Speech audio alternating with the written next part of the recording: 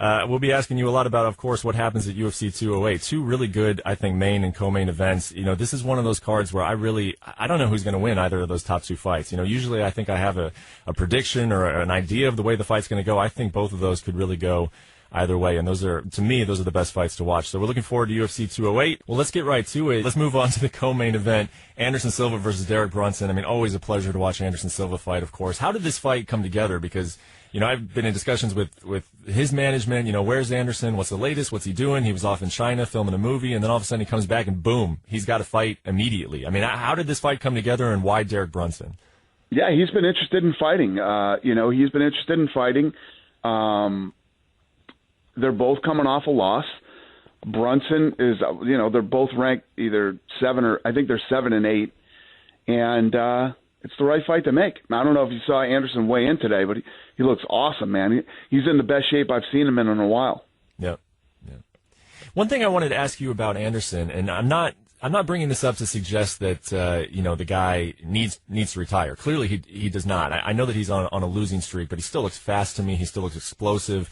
He basically knocked out Michael Bisping, but then sort of got robbed of that victory because of the bell. He's still competing at a very high level, and I think he's got a good chance of winning on Saturday. But it did cross my mind as I was going back and handicapping this fight and looking at past fights. And I know that you and I have talked about this before, that it's just such a pleasure to watch Anderson fight, and he means something. I mean, he almost stands for something above just the sport in general. Just his place and everything that he was doing at the pinnacle of his career. He's a legend, and we're still watching him compete. What do you think is going to happen as he starts to get older? He's 41 years old now. If that moment comes, and when it comes, when it comes, that we're starting to see these hints of decline.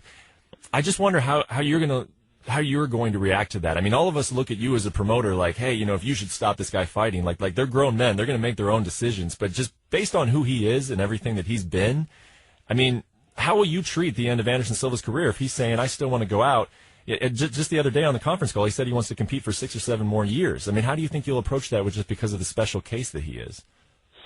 So if you look at the Cormier fight, so he moved up in that fight. He calls me up, to save the show, right? Comes in and fights Cormier. If there were 2 more rounds to that fight, yeah, very interesting.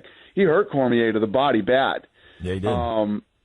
And he's still a guy who can compete with anybody. And listen, I'm the first guy that'll say fighting is a young man's game, 100%. And then you have, I don't think people appreciated the fact of, what he was still doing when he was 36 years old in the UFC. Yeah. And he's going in against Derek Brunson, who's obviously a very young, tough guy who hits hard. It's actually a very good fight. I have a feeling that's going to be a very good fight. What is it like? You run into Anderson Silva during fight week. How has it changed? I mean, he always seemed very jovial. He clearly is a guy who loves what he does. But you do wonder, like, if all of those title defenses, the pressure started mounting up. Now it seems like he really is truly in a great spot. He looks loose. Have you noticed that at all? Is there any change in Anderson now than maybe 5 years ago when he was defending the title over and over again? Is there any change in him as far as his abilities or his personality, and his attitude toward fighting? Yeah, just his personality. And then, even bringing up a separate point, when he fought Nick Diaz, I remember the press conference that night, he was saying that, maybe he would have to consider walking away, that he had to talk to his family. It just seems like now he's in a great spot. Like I said, he mentioned that he wants to continue fighting for 6 or 7 years. It almost feels like he's found his second wind in some ways. I mean, I guess, have you picked that up at all being around him? Yeah, well, no, he talks about it all the time. He says, this is what I love to do. I love going into the gym and trying to, I'm a martial artist. I love trying to be better than I was yesterday. And, that's his philosophy. And he loves to fight, man. It's just, I don't know. I think what you have to do in a case like his is take it, fight by fight. He's going to fight a young, really tough guy who hits hard, has knockout power on both hands, has great wrestling. We're going to find out, how good Anderson looks against this guy on Saturday night, and you take it on a fight by fight basis, Yeah. I don't mean to look too far ahead. I just hope that. I hope that Anderson doesn't turn into one of those guys that just he has to stick around, but we know. I mean, that's how this sport goes. It's a very, very difficult sport to walk away from. Yeah, and especially you get these guys who love to fight. Yeah. You know, that's why they're fan favorites. The guys who become the fan favorites are the guys who love to fight. You know, the Chuck Liddells, the Anderson Silvas, and the list goes on, right? The Conor McGregors. And it's hard to walk away from that because they love it, and it's hard to walk away from the money. Yeah. Let's switch gears real quick and look at a heavyweight title fight that the UFC just recently announced in May in Dallas. UFC 211 is going to be Stipe Miocic versus Junior Dos Santos, a rematch of a fight we saw in 2014, a great fight. I was there ringside. I've said it before. It was just one of those fights where you couldn't believe that it went 5 rounds. You're saying to the people around you after the first round, well, this thing's going to end very quickly, and then went the whole 25 minutes. How did you arrive at this one? Because I do think it caught some people by surprise that Junior was able to sneak his way up into a title fight right away. Sneak his way up. Who do you think should have got the title fight before him? Well, he'd had some injury issues, and he's only 1-1 since that win over Stipe. I think a lot of people were looking at Verdum, but Verdum, as you mentioned at UFC 207, was declining some fights. Is that kind of what happened here? Is that Verdum was sitting on the side and Junior took an opportunity? Verdum was turning down fights we were offering him, and Verdum has never been what's the word I'm looking for here? I don't know. He's tough to deal with. And he was turning down fights. Junior Dos Santos is ready to roll, wants to fight, and always is willing to fight. So he got the fight. Yeah. And then a report comes out of Brazil that they're targeting Verdum to fight Ben Rothwell on the same night at UFC 211. Can you confirm that yet? Has that been a targeted fight, or is it still in negotiations? Yeah, I don't know where that's at. It's true, but I don't know where that's at. Okay. Let's talk about another Brazilian, Jose Aldo, another guy we haven't seen for a little bit, and people are wondering where he's at. This is we're here at UFC 208 in Brooklyn, February 11th. I think everybody knows that it was a possibility that he was going to be fighting on this card. He's not. When are we going to see Jose Aldo again, and who's it going to be against? Well, he's going to fight Max Holloway. That fight's done too. I don't remember what date it's on for, but yeah, it's done. Wow. Is there anybody we can ask? Is there a way to get an answer to this question real quick? When's that thing going down? No, nobody around me here to tell me that, but it's a done deal. We got that fight done. We got that fight done last week. Well, that's a fantastic fight. Yeah, I know we're looking way ahead now. We don't even know what card this fight's going to take place on, but what do you think of that matchup? I like it. It's fun. That's a fun. This main event, it's a historic main event. It's a 145-pound female fight between Holly Holm and Germaine de Randamie. I got to see these two at the open workouts in Brooklyn yesterday, and I'll just tell you that I've been through a lot of fight weeks.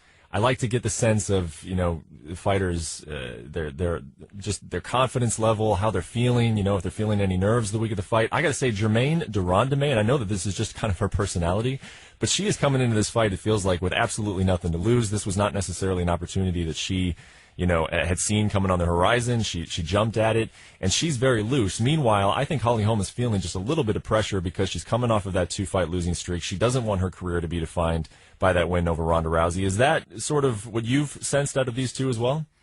Yeah, I mean, if you watched, UFC Embedded, Germaine is having fun. She just seems like she's having a blast, and it's an interesting fight. I mean, two of the most decorated, female strikers in the UFC. I'm looking forward to this fight. This fight should be fun. Yeah, and, we know that one of your favorite sayings is, we'll see what happens. We'll see how this plays out. We'll see what happens. Don't predict the future too much. But you're going into, as I mentioned, the first ever 145-pound female fight. A lot of us are sitting here thinking to ourselves, like, there's not really a division. This is just a 145-pound fight. There's no division after it. I know that you're approaching this as, we will see what happens, but do those words ring true even more so than usual? I mean, do you really not know what's going to happen with this 145-pound division beyond Saturday night? Yeah, definitely. We did this thing for we did this thing for I got Mickey Gall calling me on the phone right now. I have to give it to my guy. So we did this thing obviously because Cyborg was freaking out and didn't want to make 135 or 140. So we pull the trigger. Then the stuff goes down with her and USADA, which is actually looking really good now, by the way. Apparently, the three things that she has is what this medicine is used for. So it's looking really good. So it was looking bad for a minute. Now it's looking better. So we're in a good place. This fight's going to happen, and I truly believe that whoever wins this title on Saturday night will fight Cyborg for the title. Then from there, you make another fight, you do this, and slowly but surely you start to build a division. Normally we're more, things are more thought out, things are more planned out. For instance, we took that whole 115-pound division from Invicta, right? We bring them in, we put them on the Ultimate Fighter, and we crown a champion right there. Yep. That's normally how we do things and how things are planned out, but this wasn't. So this is all a work in progress, and we'll see where we go from here. Yeah, it would be a little bit of a godsend, I got to believe, if Chris's situation has improved as you say it has. And this is a story I've been following as well. As she tested positive for the banned substance in December. What are you hearing from her camp? And I know that this is difficult sometimes when you're talking about medical records, but why all of a sudden a little bit of optimism that you might get Chris back sooner rather than later? Well, everything that I just said, the drug that she had taken, yeah, she should have immediately let USADA know about it. But, it's legit. She was legitimately has these three separate issues, and that's what that drug is used for. And the doctors are saying it, and it's looking good for her. So yeah. I like it. Well, I like it a lot. Well, and you have Amanda Nunes, who has said, I would love to move. Obviously she's got to defend her title a couple times, at least. And she's saying she would love to move up and like to fight for that title too. So, it's going to get interesting. We'll see how this thing plays out. And like I said, it's all a work in progress. Well, if Chris Cyborg does get cleared and she avoids a suspension, she's able to come back, let's just say this summer sometime. Are we positive that the winner of this fight wants to fight Chris Cyborg? I know that that's sort of how this fight came together, is that Holly was in negotiations about potentially facing her. Jermaine, was also in discussions about potentially facing her. But it also seems like when you talk to these two women, they both continue to mention bantamweight. I'm not done with bantamweight. I still have a future in bantamweight. Are you pretty confident that whoever wins the title wants to be the featherweight champion and face Chris Cyborg this summer? Again, we'll have to see how things. But yeah, I mean, why would you not want to face, Chris Cyborg, especially if you're Holly? You already held that title, and you had 18 titles in boxing. And if she could go in and she could beat Chris Cyborg, I tell you this: I offered her the fight with Chris Cyborg, and Holly was pumped. She wanted that fight and everything else. Holly's camp, which is notorious for doing these type of things, didn't like the fight. So there's how that goes. But those guys are notorious for doing that. Notorious. Listen, if you have your champion and you believe in her, I don't know how you would ever tell anybody not to take a fight. But whatever. That's what those guys do.